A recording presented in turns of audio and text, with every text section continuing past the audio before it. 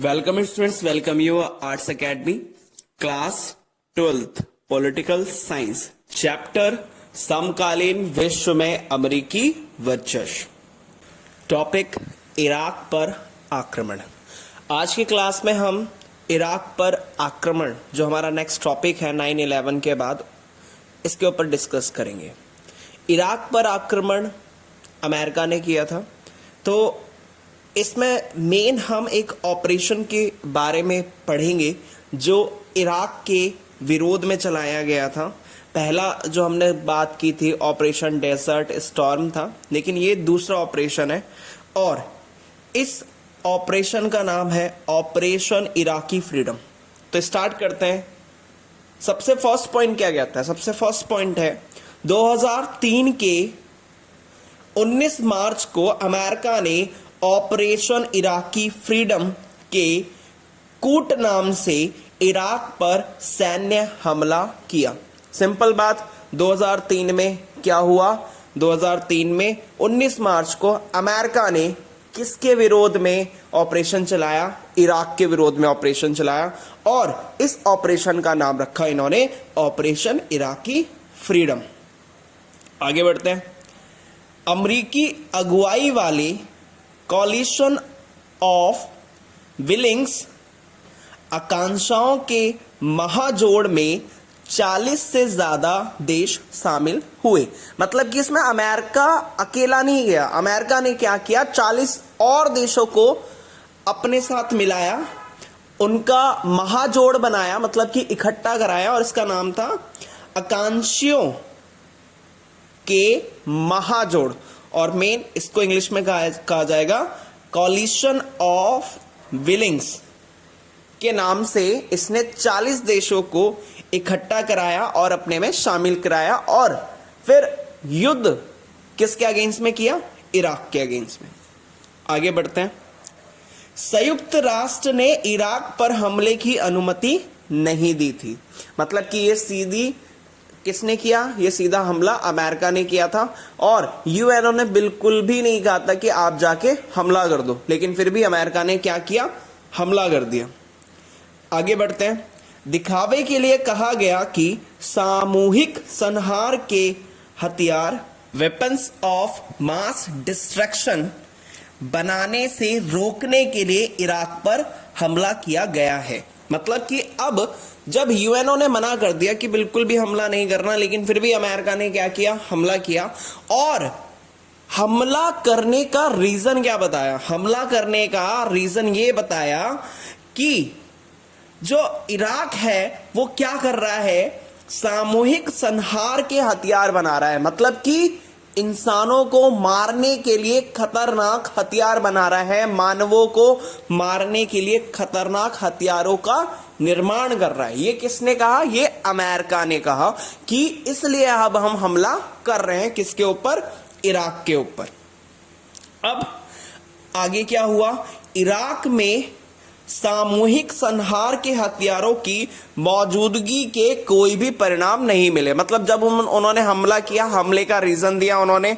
हमले का रीजन क्या कहा? कि यहां पर वो क्या कर रहे हैं? सामूहिक संहार के हथियार बना रहे हैं।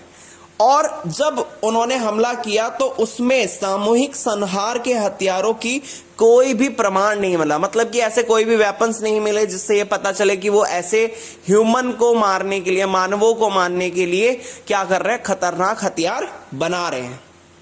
फिर क्या हुआ? अब हमले के मकसद के ऊपर बात करेंगे कि मैन अमेरिका ने जो कहा कि वो सामूहिक संहार के हथियार बनाने के लिए, लोगों को मारने के लिए वो बना रहे हैं, लेकिन ऐसा कुछ भी नहीं मिला। लेकिन असली मकसद क्या था? वो भी किसका? अमेरिका का। तो हमले के मकसद कुछ और ही थे। हमले के क्या मकसद थे? मतलब रीजन क्या था? क्यों हमला किया? तो हमले का मेन मकसद क्या था? कि इराक के तेल भंडार पर क्या करना? नियंत्रण करना। मेन मकसद ये था कि इराक जो है वो क्या है? तेल का भंडार है। तो उसके जितने भी तेल के भंडार हैं उन सभी पर क्या करना? नियंत्रण करना और इराक में अमेरिका की मनपसंद सरकार कायम करना। तो ये दो मेन रीजन थे जिसकी वजह से अमेरिका ने ऑपरेशन इराकी फ्रीडम चलाया। कब? 2003 में। तो मेन मकसद क्या था? इराक के तेल भंडार पर नियंत्रण करना और अपनी मनपसंद सरकार को वहां पर कायम करना। अब बात कर लेते हैं वहां पे सरकार किसकी थी उस टाइम पे। तो जब हमला किया तो सद्दाम हुसैन की सरकार थी वहां पे। तो सद्दाम हुसैन की सरकार तो चंद रोज में ही जाती रही, लेकिन इराक को शांत कर पाने में अमेरिका सफल नहीं हो पाया। मतलब कि अब सद्दाम हुसैन की तो सरकार चली गई, लेकिन इराक में अमेरिका के विरोध में क्या हो गया? मेन विद्रोह भड़क उठा। मतलब उसके अगेंस्ट में लोग हो गए। किसके अगेंस्ट में? अमेरिका के अगेंस्ट में हो गए। फिर अमेरिका को इराक को शांत कर पाना बहुत ज्यादा मुश्किल हो गया, या फिर वो मुश्किल मतलब इतनी बढ़ गई कि वो शांति नहीं करा पाए। फिर क्या हुआ? इराक में अमेरिका के खिलाफ, मतलब कि पहले तो अमेरिका ने चलाया ऑपरेशन इराकी फ्रीडम, फिर इराक वालों ने इराक में अमेरिका के खिलाफ एक पूर्णव्यापी विद्रोह भड़क उठा। मतलब एक विद्रोह भड़क उठा, वो भी किसके अगेंस्ट में? अमेरिका के अगेंस्ट में। इसके बाद अमेरिका के 3000 सैनिक इस युद्ध में मारे गए, जबकि इराक के सैनिक कहीं ज्यादा संख्या में मारे गए थे। एक अनुमान लगाया जाता है कि लगभग 50,000 नागरिक मारे गए थे, वो भी इस युद्ध से। तो इसलिए इराक के लोग काफी विद्रोह या फिर काफी भड़क गए थे, वो भी किसके अगेंस्ट में? अमेरिका के अगेंस्ट में। और उन्होंने विद्रोह क्या किया? एक पूर्णव्यापी विद्रोह किसके अगेंस्ट में हो गया? किसके विरोध में हो गया? अमेरिका के विद्रोह में हो गया। अब आगे बढ़ते हैं। इराक पर अमेरिकी हमले या हमला सैन्य और राजनीतिक धरातल पर असफल सिद्ध हुआ है। तो अब इसमें बात करें तो इराक पर अमेरिका ने हमला किया जो था सैन्य और राजनीतिक रूप से, वो क्या हो गया? असफल हो गया। तो ये पूरा का पूरा इंसिडेंस किस नाम से जाना जाता है?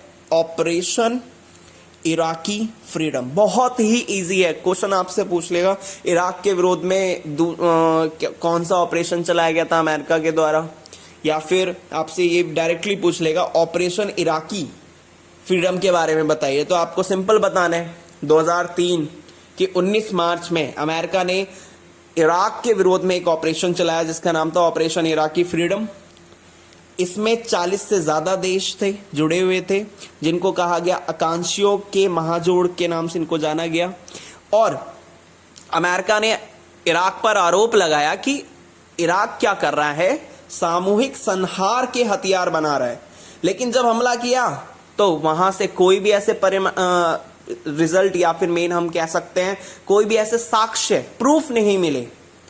और अमेरिका और यूएनओ ने बिल्कुल ही मना कर दिया था कि नहीं, हमला नहीं करना। लेकिन फिर भी अमेरिका ने किया। फिर इसके बाद वहां पे जब कोई भी साक्ष्य प्रूफ नहीं मिले तो मेन मकसद क्या था उसका?